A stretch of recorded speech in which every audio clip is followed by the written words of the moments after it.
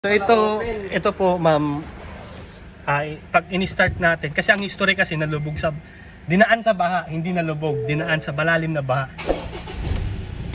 Ang problema, hindi makaabante, pero may galit yung makina.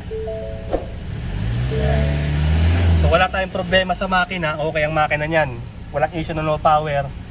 Ngayon, kapag nagkambyo ka, ito manual kasi naka-release natin yung handbrake.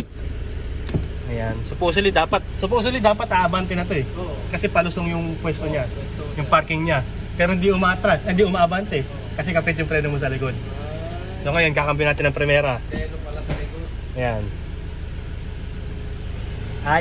Ayaw abante. Pwede ko siyang puwersahin, kaya lang baka sumasira yung brake shoe mo. So dapat talaga buksan yung preno sa likod. So, kumapit lang yung preno sa likod. So ito yun.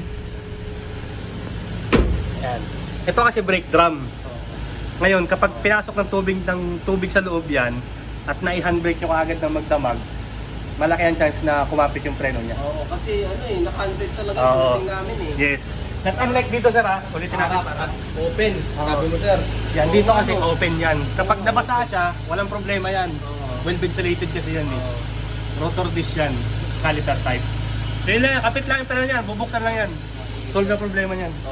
Ito at binaklas ko na po yung front, rear lip. Ayan, nakikita nyo kinakalawang. Diyan kumapit yung ating brake shoe. So ito yung brake shoe, yan. Ito yung kanyang sanhi kung bakit kumapit yung ating brakes. Ayan, yung lining niya, yung brake shoe niya, dumikit dito sa face ng ating brake drum. So lilinisin lang natin yan mga kapatid. Liha lang, tapos brake part cleaner. Ayan, so no need na tayo mag-adjust niyan. Wala tayong dapat galawin dyan, kundi lilinisin lang po natin yan. So dito yung pagtatanggal, ayan, punersa ko lang ng tornilyo dyan, tapos konting pukpok para matanggal natin yung ating kapit na brake shoe. Yun. So ganyan lang po. Pakita ko sa inyo mamaya. So ito, niliha ko lang yan. Alright, naisalpak ko na brake drum. Ayan po. So kung napansin nyo kanina, hindi nga umaabante kasi kapit. Ayan. So ito ngayon, pwede na natin paikutin gamit ang ating kamay. Ayan. So nalinis na kasi po natin yan. Ngayon, nilipat tayo sa kabilang side para makita nyo. Left side, right side naman tayo guys. Alright mga kapatid, so ito na po at kanang huli na tayo. Nakalutang yan. Pakita ko sa inyo, nakapit ang preno. Tulak natin. Ayaw umikot ng ating gulong. Naka-release po ang handbrake niyan mga kapatid. Madilim. Lagyan natin ng flashlight yung ating cellphone. Ayun. Nakababa po yung handbrake. Baka sabihin nyo naka-engage eh. And lagyan natin sa neutral syempre. Ayan. Neutral. Release ang handbrake. And paikutin natin yung ating gulong para makita nyo talagang kapit yung kanyang brakes. Okay. Paabante. Ayaw niya. So baklasin na natin.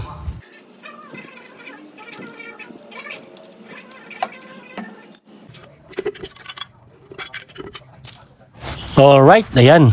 Kitang-kita yung pinagkapitan ng brake shoe. Ayan po. So yan ang dahilan kung bakit kumapit at ayaw umabante ng ating sasakyan. So ito yon. Ngayon, same sa ginawa natin sa kabila. Liha, linis, kabit ulit. Okay, nalihan na po natin at nalinis na natin yung brake shoe, brake drum, ayan. Isasalpak na po natin ito at ating paandarin na yung sasakyan. Pero bago natin kabit yung gulong, testingin natin, ayan. Testing muna kamay. Swabe na, ikakabit na lang natin yung tornilyo ng kanyang brake drum, yung lock. And then, kabit gulong, then alright, tapos na tayo. Always remember mga kapatid, bago kayo tumalon sa malakihang gastusan, malakihang repair, basic troubleshooting lagi ha. Huwag kakalimutan yan. At syempre, ang pinaka-importante sa lahat, huwag niyong kakalimutang mag-subscribe kung di pa kayo subscriber. And follow my Facebook page mga kapatid. Thank you very much po and God bless.